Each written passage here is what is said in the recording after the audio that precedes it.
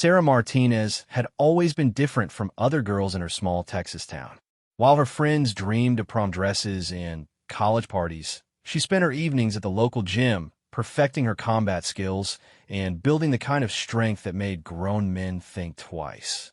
At 22, she stood 5 feet 6 inches tall with muscles that rippled beneath her tan skin, earned from countless hours under the desert sun during her military training.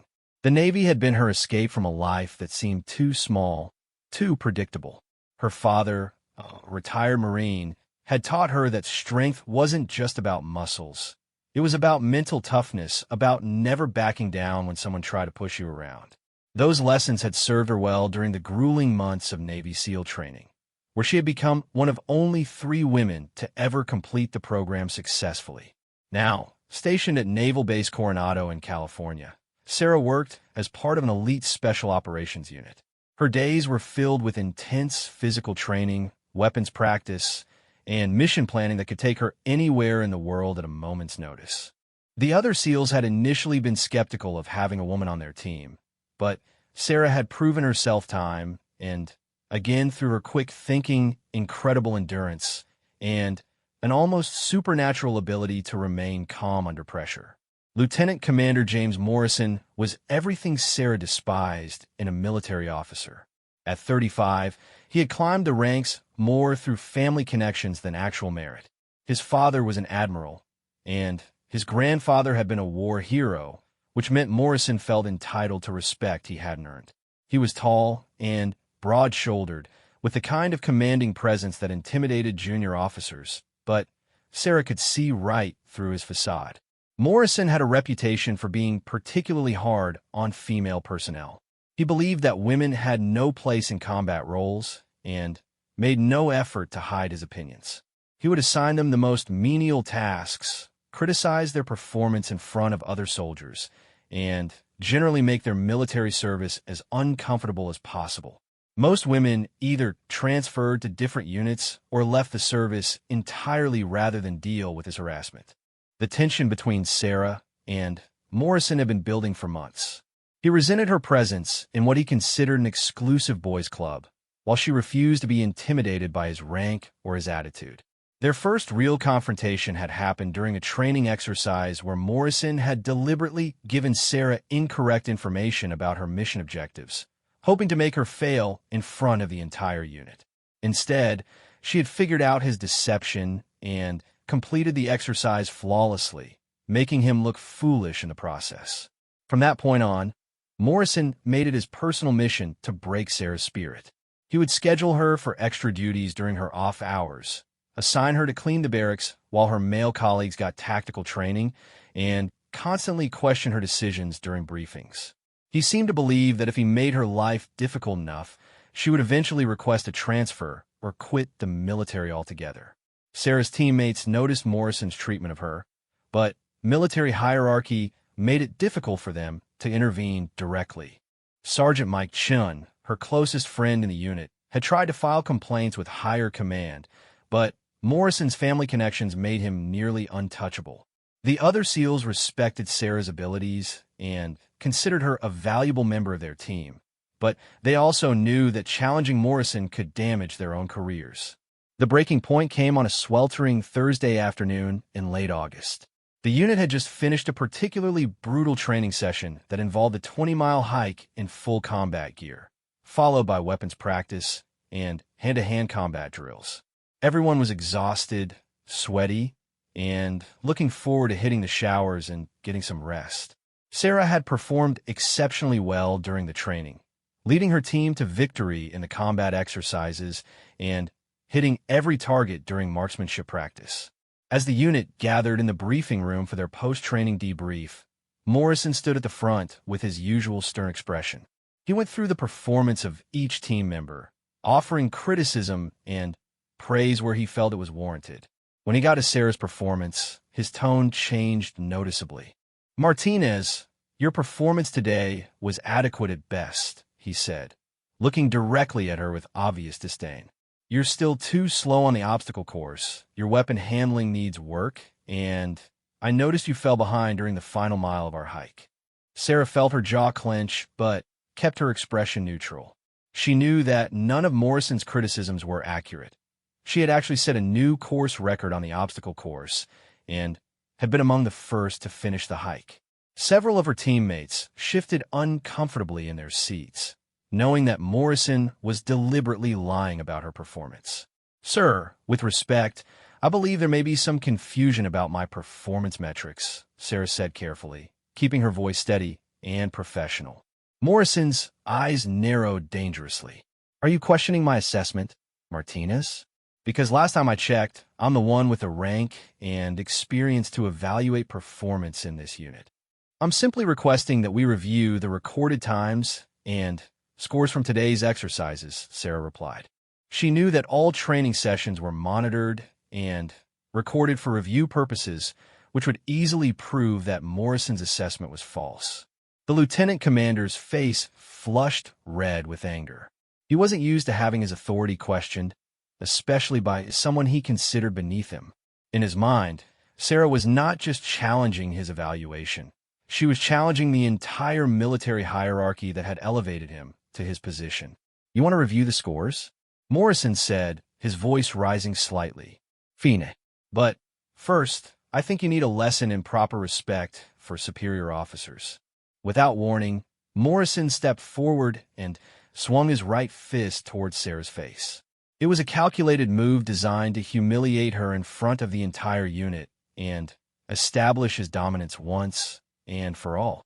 He expected her to flinch, to cry out, or to cower in fear.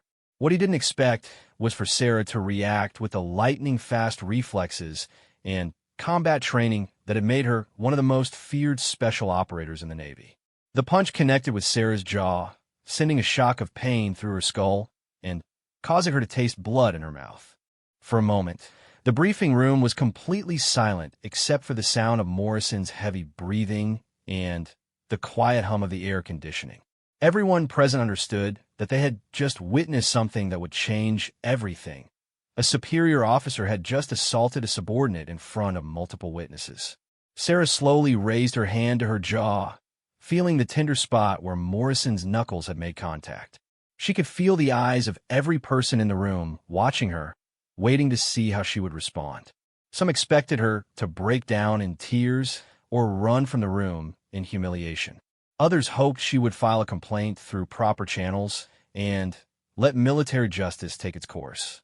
But Sarah Martinez was not like other people. She had spent years training her body and mind to respond to threats with decisive action. She had faced down enemy combatants in hostile territories, survived situations that would have broken most people, and earned her place among the elite warriors of the United States military through determination and skill that few could match. As she looked into Morrison's smug, self-satisfied expression, Sarah felt something cold and calculating settle into her mind. This was no longer about military hierarchy or proper protocols.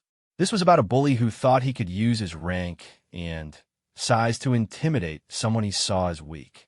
Morrison was about to learn that he had made the biggest mistake of his military career. The silence in the room stretched on for what felt like hours, but was probably only a few seconds. Sarah's teammates watched nervously, uncertain about what was about to happen, but sensing that the situation was far from over. Morrison stood there with his chest puffed out, apparently believing that a show of force had settled the matter and put Sarah in her place. He was wrong. Sarah's response came without warning or hesitation. In one fluid motion, she stepped forward and drove her knee upward into Morrison's solar plexus with the precision of a surgeon and the force of a battering ram. The lieutenant commander doubled over instantly, gasping for air as the wind was completely knocked out of his lungs. His face turned purple as he struggled to breathe, clutching his chest and staggering backward.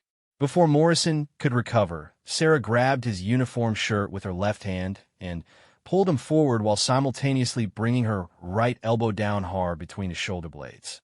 The impact sent him crashing to his knees on the concrete floor of the briefing room. The sound of his kneecaps hitting the ground echoed through the space like gunshots. "You picked the wrong person to hit," Sarah said quietly, her voice deadly calm as she looked down at the gasping officer. Morrison tried to push himself back to his feet, his pride wounded as much as his body. He had never been physically dominated by anyone, let alone a woman half his size. Rage and humiliation fueled his movements as he lunged toward Sarah, throwing a wild haymaker punch that would have seriously injured her if it had connected. Sarah saw the punch coming from a mile away. Morrison was angry and off balance, telegraphing his movements like an amateur in a street fight. She stepped aside with the grace of a dancer, letting his momentum carry him past her while she grabbed his extended arm and used a classic judo throw to send him flying across the room. The lieutenant commander crashed into a row of chairs with tremendous force, sending plastic furniture scattering in all directions. He rolled on the ground for several seconds before coming to rest against the wall, his uniform torn and his face scraped from sliding across the rough concrete floor. "Stay down," Sarah warned, but Morrison was beyond reason at this point. His military training had taught him never to surrender, never to show weakness, especially in front of his subordinates. The fact that a female junior officer was embarrassing him in front of the entire unit was more than his ego could handle. Morrison pulled himself to his feet once again, blood trickling from a cut on his forehead where he had hit the wall. He reached for his service pistol, apparently ready to escalate the situation to a potentially deadly level. Several of Sarah's teammates started to move forward to intervene, but she held up a hand to stop them. "Sir, I strongly advise you not to draw that weapon," Sarah said, her voice still eerily calm despite the chaos of the situation. "You're finished, Martinez," Morrison snarled, his hand hovering over his holstered pistol. "I'll have you court-martialed for assaulting a superior officer. Your military career is over." Sarah almost laughed at the irony of his statement. "Look around the room, Lieutenant Commander. You have 30 witnesses who just saw you throw the first punch. I was defending myself against an unprovoked attack by a superior officer who was abusing his authority." Morrison's eyes darted around the briefing room, suddenly realizing that his impulsive decision to hit Sarah had been witnessed by every member of the unit. These were men and women who had served with Sarah for months, who had seen her courage and dedication firsthand. They respected her as a soldier and knew that Morrison's assessment of her performance had been completely unfair. Sergeant Mike Chun stepped forward, his expression serious but respectful. "Sir, with all due respect, Petty Officer Martinez is correct. We all witnessed you initiate physical contact." She was defending herself in accordance with military regulations regarding assault by superior officers. Other members of the unit nodded in agreement. Even those who might have been intimidated by Morrison's rank understood that what they had witnessed crossed a clear line. An officer attacking a subordinate was not just inappropriate. It was a serious criminal offense that could result in a court-martial and dismissal from the service. Morrison realized that his position was becoming more precarious by the second. He had acted impulsively and now found himself in a situation where his actions could easily destroy his military career.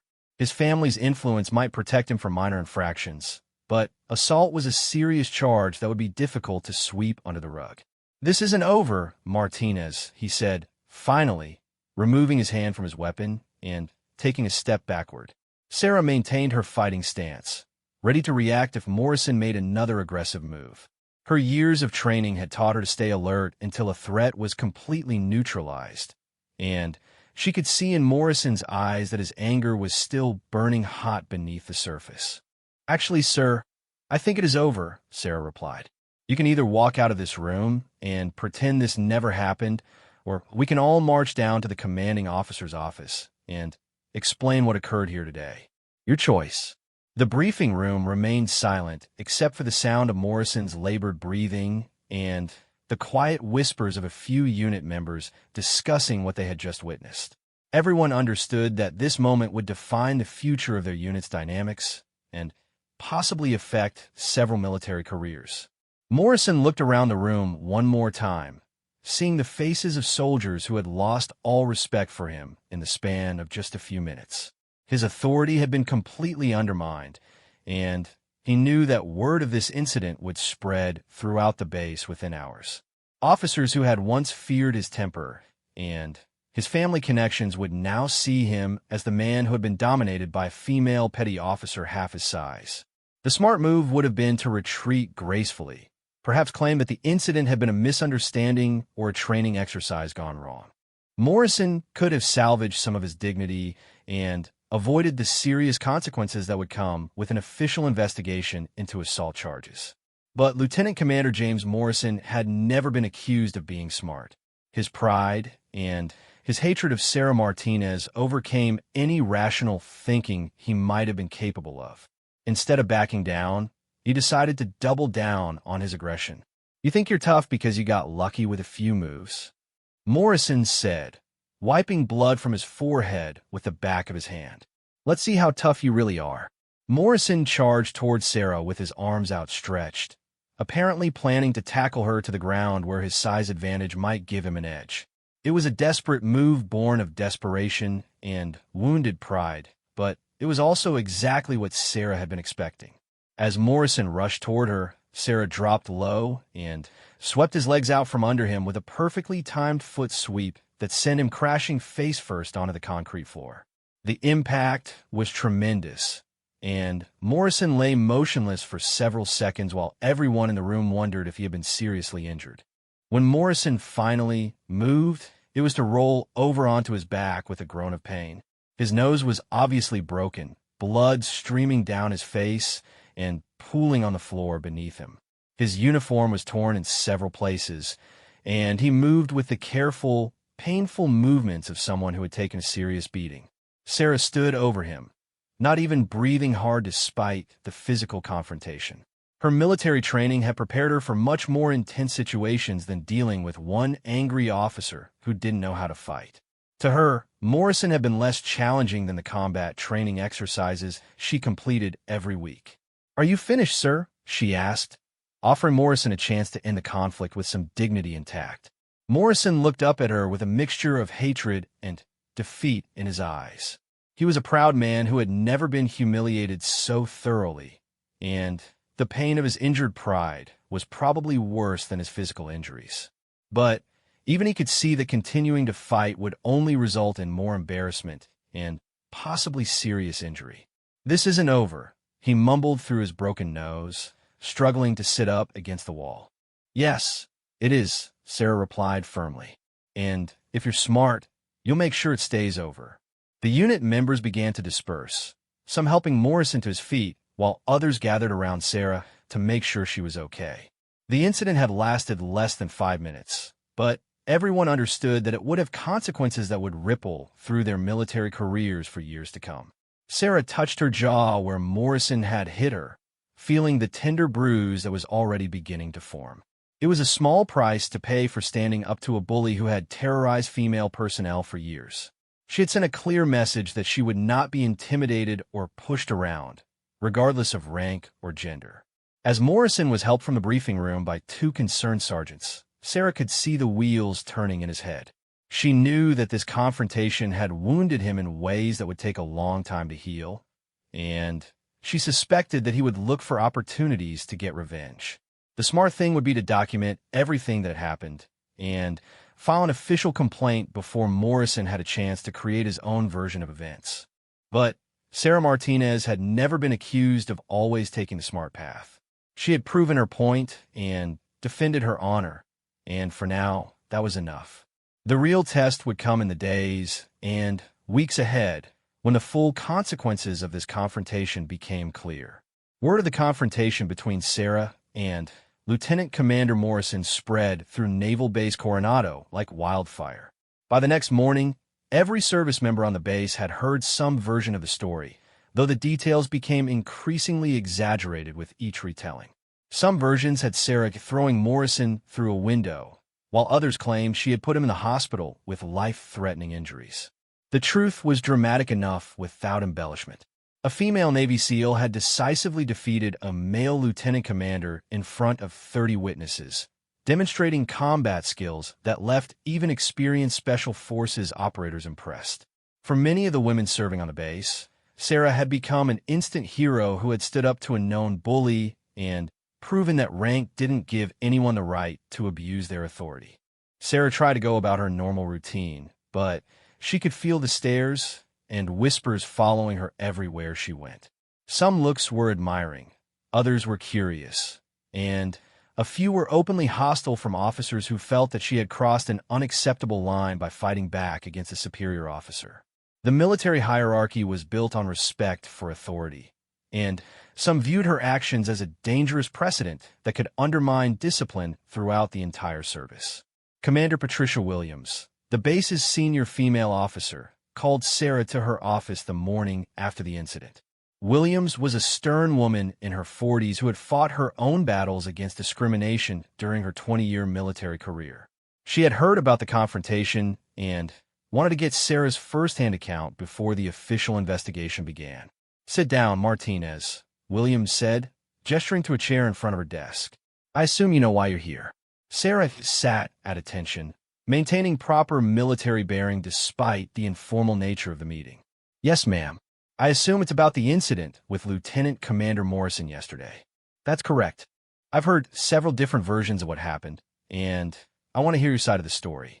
Take your time and give me every detail you can remember." Sarah recounted the events in the briefing room, describing Morrison's false evaluation of her performance, his escalation to physical violence, and her defensive response. She kept her tone professional and factual, avoiding any editorializing about Morrison's character or motivations. Commander Williams listened without interruption, occasionally taking notes on a legal pad. When Sarah finished her account, Williams leaned back in her chair and studied the younger woman's face carefully. "Martinez, I want you to understand the position you're in," Williams said. "What you've described is clearly a case of self-defense against an unprovoked assault. You have 30 witnesses who can corroborate your story, and Morrison's injuries are consistent with your account of the incident. From a legal standpoint, you're in the clear." Sarah felt some relief, but she could hear a but coming in Williams' tone. "However," Williams continued, "the political reality is more complicated. Morrison comes from a military family with significant influence. His father is Admiral Morrison, who serves on the Joint Chiefs of Staff. There are people in positions of power who will view your actions as an unacceptable challenge to military authority, regardless of the circumstances. What do you recommend, ma'am?" Sarah asked. "Honestly, the safest course would be to request a transfer to a different base or even a different branch of service. Let this blow over while you're somewhere else, then maybe return to special operations in a few years when people have forgotten about this incident." Sarah considered Williams' advice, but she knew in her heart that running away was not an option. She had worked too hard to earn her place among the Navy SEALs to give it up because of one corrupt officer's wounded pride. More importantly, transferring would send a message to every female service member that they should expect to be victimized by abusive superiors without recourse. "With respect, ma'am, I don't want to transfer. I earned my place in this unit, and I shouldn't have to give it up because Lieutenant Commander Morrison can't control his temper."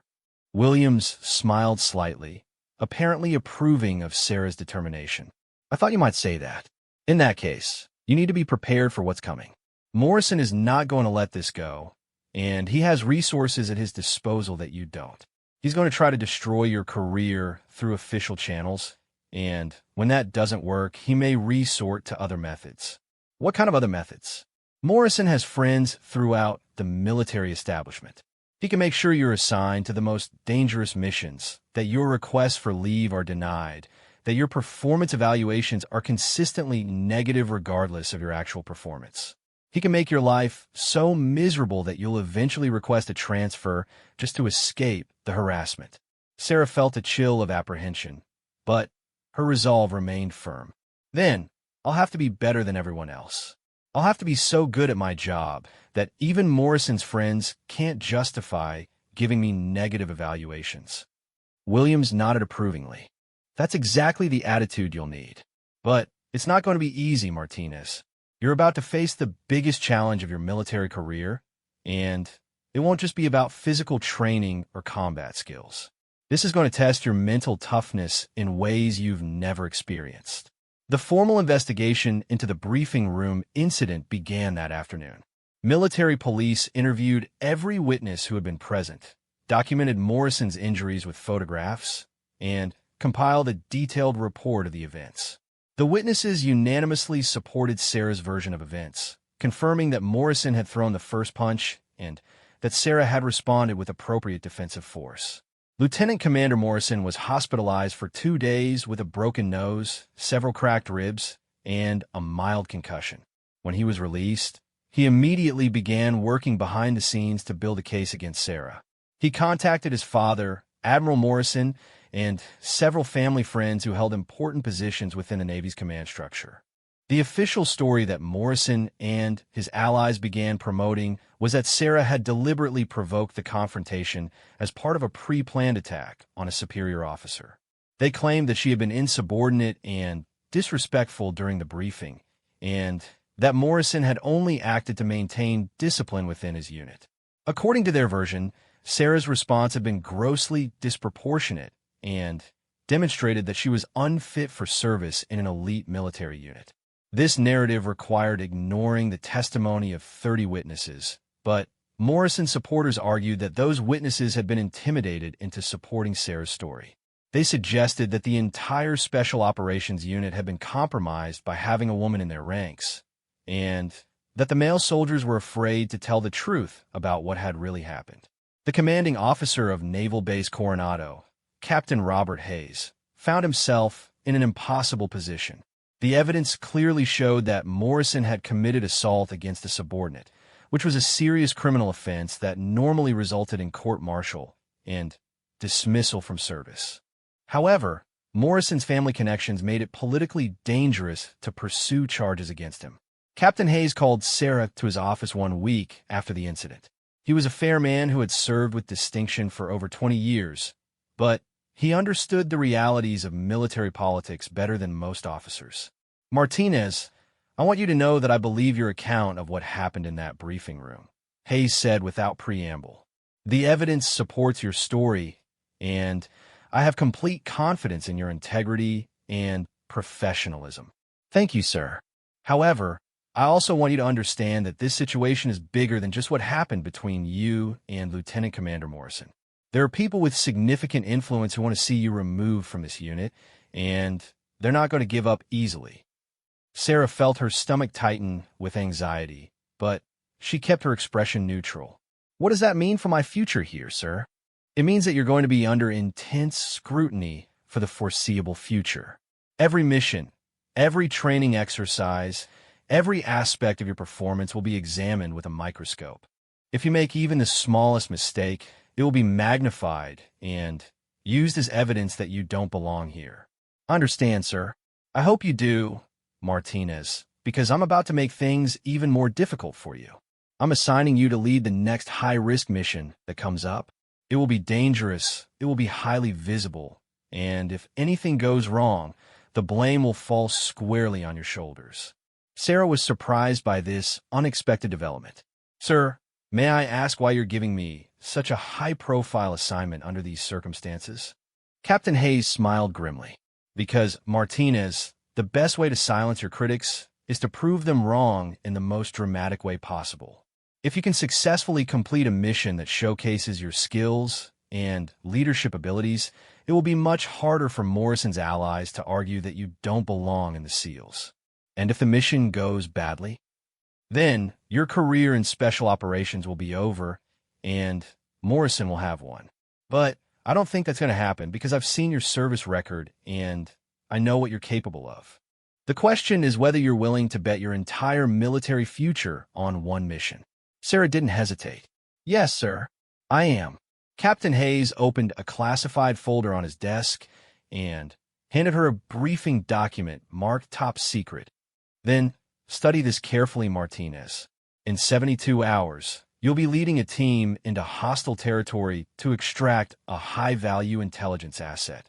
The mission has been classified as extremely dangerous, with a low probability of success and a high likelihood of casualties."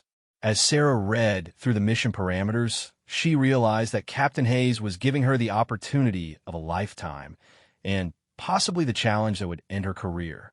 The mission was indeed extremely dangerous, requiring precision, leadership, and the kind of combat skills that had made the Navy SEALs legendary. She looked up from the briefing documents to find Captain Hayes watching her carefully. "Sir, when do we begin mission planning?" "Right now, Martinez." "And Martinez?" "The whole world is going to be watching to see what happens next." The mission briefing took place in a secure conference room deep within the base's intelligence center. Sarah sat at the head of a long table surrounded by the 8 other Navy SEALs who would comprise her extraction team. These were men she had trained with for months, soldiers who trusted her judgment and respected her abilities, but she could see the concern in their eyes as they reviewed the mission parameters. The target was Dr. Elena Petrov, a Russian nuclear scientist who had been secretly feeding information to American intelligence agencies for over 2 years. Dr. Petrov had discovered that her government was planning to sell weapons-grade plutonium to terrorist organizations, and she had decided to defect rather than be part of a plan that could result in nuclear attacks on civilian targets. The problem was that Russian intelligence had discovered Dr. Petrov's activities and was now holding her in a heavily fortified compound outside of Volgograd. The facility was guarded by Spetsnaz special forces, surrounded by electronic surveillance equipment, and located in an area where American military forces would have no official support if the mission went wrong. "The extraction window is exactly 47 minutes, Sarah explained to her team, pointing to satellite images of the compound on the main screen. "Russian military patrols pass by the facility every hour, and we need to be long gone before the next patrol arrives. If we're still in the area when they show up, we'll be facing an entire company of enemy soldiers with no backup and no way to escape." Sergeant Mike Chun, Sarah's closest friend and the team's demolitions expert, raised his hand. "What's our exfiltration plan if the primary route is compromised?" Sarah pulled up a topographical map showing the surrounding terrain. "We have 3 backup routes identified, but they all require us to cross hostile territory on foot for significant distances. The best-case scenario is that we get in and out without anyone knowing we were there. The worst-case scenario is that we're trapped in enemy territory with a valuable asset and limited ammunition." The team spent the next 6 hours going through every aspect of the mission in excruciating detail. They studied floor plans of the compound, memorized guard rotation schedules, identified potential obstacles, and contingency plans for dozens of different scenarios that could go wrong. Sarah insisted that every team member be able to lead the mission if she was killed or wounded, because the stakes were too high to risk failure due to a breakdown in the chain of command. As the briefing concluded, Sarah noticed that several team members lingered after the others had left. She could tell they had something on their minds beyond the standard mission concerns. "Speak your mind, Chun," Sarah said, knowing that her friend would be the most likely to voice whatever concerns the team was harboring. "Sarah, we all know what's really happening here," Chun said carefully. "This mission is designed to be your trial by fire. If everything goes perfectly, you'll be vindicated and Morrison's allies will have to back off. But if anything goes wrong, even if it's not your fault, you'll take the blame and your career will be finished." The other team members nodded in agreement. These were experienced soldiers who understood military politics as well as combat tactics, and they could see the trap that had been set for their team leader. "I know exactly what's happening," Sarah replied. "The question is whether you're all willing to trust me to lead this mission despite the political complications." "That's not even a question," said Petty Officer Rodriguez, the team's communications specialist. "We've served with you for months, and we know you're the best operator in this unit. If anyone can pull off a mission this complex, it's you." The other team members voiced their agreement, but Sarah could still see the worry in their faces. They weren't just risking their own lives on this mission. They were risking their careers by supporting a team leader who was under intense political pressure. "Listen to me carefully," Sarah said, looking each man in the eye. "I want every one of you to know that if this mission fails, I will take full responsibility. I won't let any of you suffer because of the political situation between me and Morrison. Your careers and your families are more important than my personal vindication." "With respect, Sarah, that's bullshit," Chun said bluntly. "We're a team, and teams succeed or fail together. If this mission goes bad, We all share the responsibility, just like we'll all share the credit if it succeeds. The team spent the next 48 hours in intensive preparation.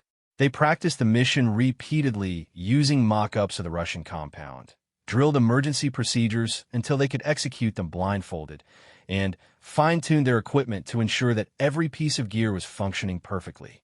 Sarah felt the weight of expectation pressing down on her like a physical force. She knew that hundreds of people throughout the naval command structure would be watching the results of this mission, looking for any excuse to either vindicate or condemn her actions in the confrontation with Morrison. The success or failure of the extraction would determine not just her own future, but the future of women in special operations roles throughout the military. On the night before departure, Sarah found herself unable to sleep.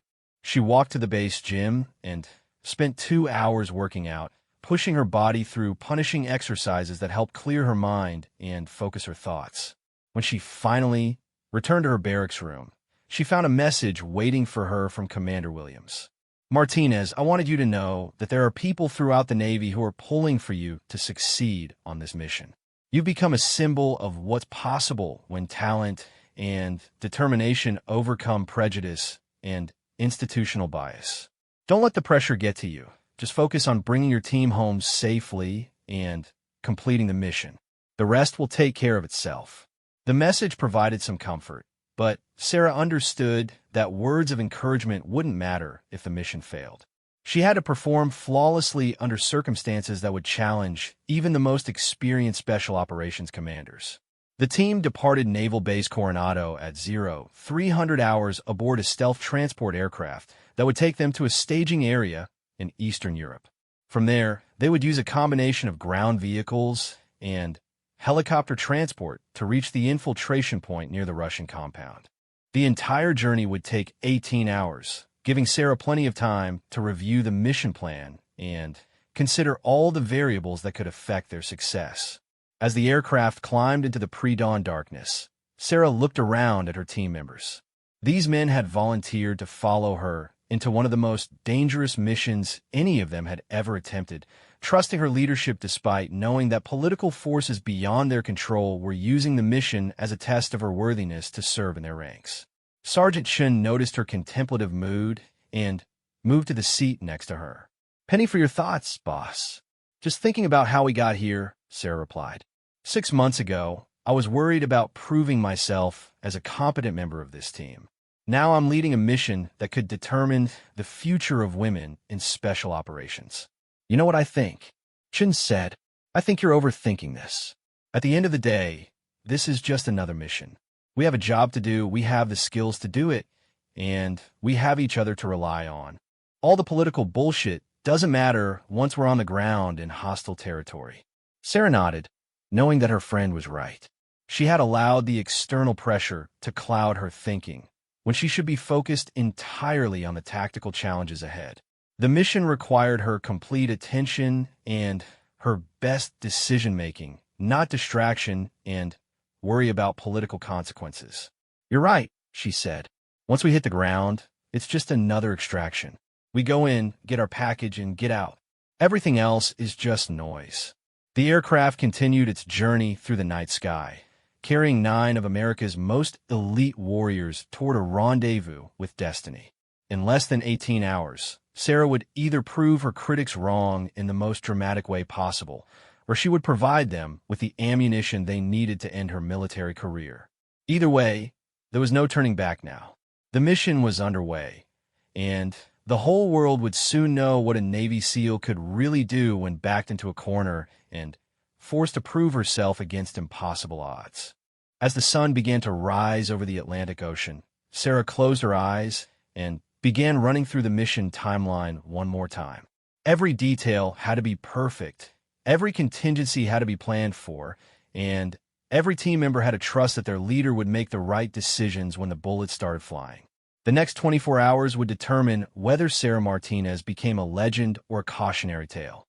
But regardless of the outcome, she was determined to show Lieutenant Commander Morrison and everyone else who doubted her capabilities exactly what she was made of. The insertion went flawlessly. Sarah's team parachuted into the Russian countryside under cover of darkness, landing in a forest clearing exactly 2 kilometers from the target compound. The night was clear and cold, with enough moonlight to navigate by, but not enough to compromise their stealth approach. Within minutes of landing, the team had buried their parachutes and begun moving toward their objective. Sarah led from the front, using night vision equipment to navigate through dense forest terrain, while her team followed in single-file formation. They moved like ghosts through the darkness, their years of training evident in every silent footstep and coordinated movement. After 40 minutes of careful advance, they reached their overwatch position on a hill overlooking the compound. The intelligence briefings had been accurate. The facility was a converted military installation surrounded by 3 layers of fencing, motion sensors, and guard towers. Sarah counted 12 external guards, all carrying automatic weapons and communicating through radio headsets. Floodlights illuminated the perimeter, while infrared cameras provided additional surveillance coverage. "Chun, how long do you need to disable their communications?" Sarah whispered into her throat microphone. "Give me 8 minutes once I'm inside their technical building," came the reply. "But I'll need Rodriguez to create a distraction to draw the guards away from the main entrance." Sarah studied the compound layout through her scope, identifying the guard rotation patterns and looking for weaknesses in their security setup. She noticed that the guards were following predictable routes and timing, which suggested they had become complacent due to the facility's remote location. "Rodriguez, can you simulate vehicle trouble on the access road to draw some of those guards away from the perimeter?" "Affirmative. I can make it look like our extraction vehicle broke down about half a kilometer from the main gate. Should draw at least 4 guards to investigate." Sarah finalized her plan and gave each team member their specific assignments. They would have exactly 37 minutes to infiltrate the compound, locate Dr. Petrov, neutralize any guards who discovered them, and reach their extraction point before the next Russian military patrol arrived. At precisely 0347 hours, the mission began. Rodriguez created his diversion by activating a prepositioned vehicle and broadcasting fake radio transmissions that suggested a breakdown requiring immediate assistance. As predicted, guards left their posts to investigate, reducing the compound's security by 1/3. Chun and 2 other team members moved toward the technical building, while Sarah led the remaining operators toward the main facility where Dr. Petrov was being held. Their intelligence indicated that she was being kept in a second-floor room under guard by 2 Spetsnaz soldiers. Sarah's infiltration team reached the building without being detected, but as they prepared to enter through a ground-floor window, one of the Russian guards appeared unexpectedly around the corner. Before the guard could raise his weapon or sound an alarm, Sarah was on him, using a sleeper hold that rendered him unconscious within seconds. "Guard down, no noise," she reported through a radio. Continuing to second floor, the team climbed an internal staircase, their weapons ready for contact with hostile forces. As they reached the second-floor hallway, they could hear voices speaking Russian from behind a door at the far end of the corridor. Sarah signaled for her team to take positions while she approached the door. Through a crack in the door, Sarah could see Dr. Petrov sitting in a chair while 2 guards questioned her aggressively. The scientist appeared tired and frightened, but she was clearly resisting their interrogation attempts. One of the guards was becoming increasingly frustrated and appeared to be considering physical violence to force her cooperation. Sarah knew she had to act immediately to prevent harm to their extraction target. She signaled to her team and then kicked open the door, catching both guards completely off guard. Before either Russian soldier could react, Sarah's team had them on the ground with weapons trained on their heads. "Dr. Petrov, I'm Lieutenant Martinez with the United States Navy. We're here to get you out," Sarah said in fluent Russian, having studied the language during her intelligence training. The scientist looked up with relief and hope in her eyes.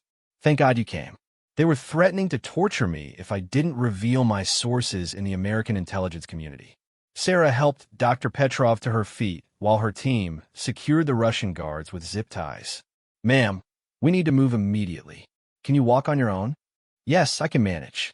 But you should know that there are additional guards in the basement level, and they have orders to execute me if there's any attempt at rescue.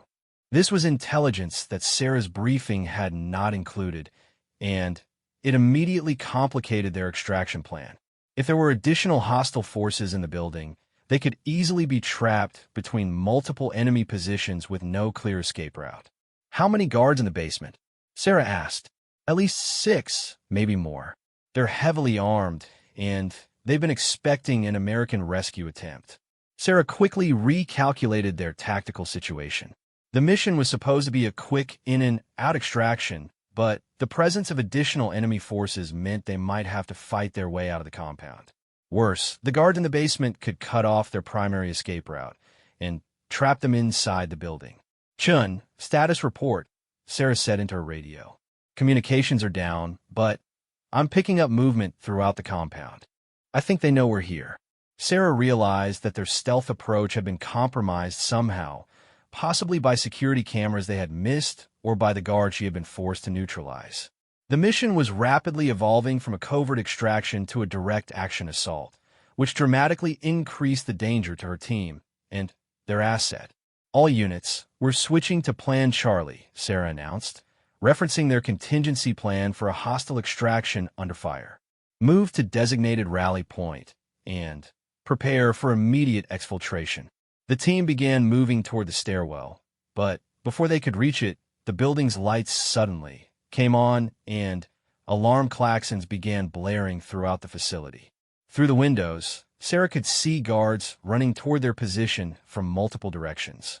Contact front, called out one of her team members as automatic weapons fire began impacting the building around them. Sarah pushed Dr. Petrov to the floor for protection while returning fire at the muzzle flashes visible outside.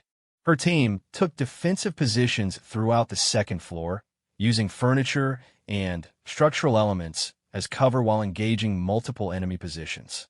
Rodriguez, where's our extraction vehicle? Sarah called into radio over the sound of gunfire. 2 minutes out, but the landing zone is compromised. We're going to have to fight our way to the alternate extraction point. The alternate extraction point was 300 meters from their current position, across open ground that was now being swept by enemy fire. Sarah could hear additional Russian forces arriving outside, and she knew that their window for successful extraction was closing rapidly. Chun, can you create a diversion to cover our movement? Affirmative.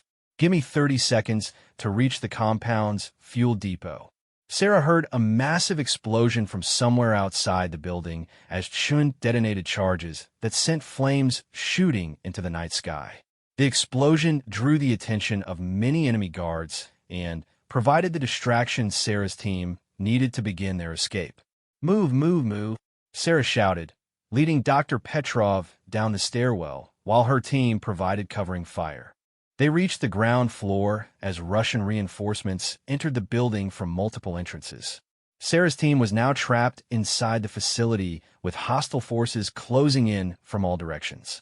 The situation had become exactly the kind of nightmare scenario that ended military careers and got soldiers killed. But Sarah Martinez had not become a Navy SEAL by giving up when situations looked hopeless. As bullets flew around her and enemy soldiers shouted orders in Russian, she felt the same cold calm that had allowed her to defeat Lieutenant Commander Morrison settle over her mind. Petty Officer Williams, take Dr. Petrov and 2 team members to the alternate extraction point, Sarah ordered. The rest of U.S. will hold this position and provide covering fire until you're clear. Ma'am, we're not leaving you behind, Williams replied. That's an order, Petty Officer. Get our asset to safety. We'll catch up once you're away. As half her team escorted Dr. Petrov toward the extraction point, Sarah and the remaining SEALs fought a running battle through the compound. They moved from building to building, using their superior training and equipment to outmaneuver larger numbers of enemy forces. The extraction helicopter arrived just as Sarah's group reached the rally point, its door gunners providing suppressive fire that allowed the team to board with their asset. As the aircraft lifted off into the night sky, Sarah could see Russian military vehicles racing toward the compound from multiple directions. The mission had been a complete success. Dr. Petrov was safely in American custody. No team members had been seriously wounded, and they had extracted vital intelligence about Russian nuclear weapons trafficking. The extraction would undoubtedly be classified as one of the most successful special operations missions of the year. 3 days later, back at Naval Base Coronado, Sarah stood in Captain Hayes' office receiving a commendation for exceptional leadership under fire. The mission's success had silenced her critics and proven beyond any doubt that she deserved her place among the Navy's elite warriors. Lieutenant Commander Morrison, meanwhile, had been quietly transferred to a desk job at the Pentagon, his career effectively ended by his assault on a subordinate officer. His family connections had prevented criminal charges, but they couldn't save him from the professional consequences of his actions. Martinez, I want you to know that your performance on this mission has impressed a lot of important people, Captain Hayes said. There's talk of promoting you to lieutenant and giving you command of your own special operations team. Sarah felt a sense of satisfaction and vindication that was even sweeter than her physical victory over Morrison. She had proven herself in the most demanding circumstances possible, demonstrating that her success as a Navy SEAL was based on skill, courage, and leadership rather than luck or favoritism. As she walked out of Captain Hayes' office, Sarah reflected on the journey that had brought her to this moment.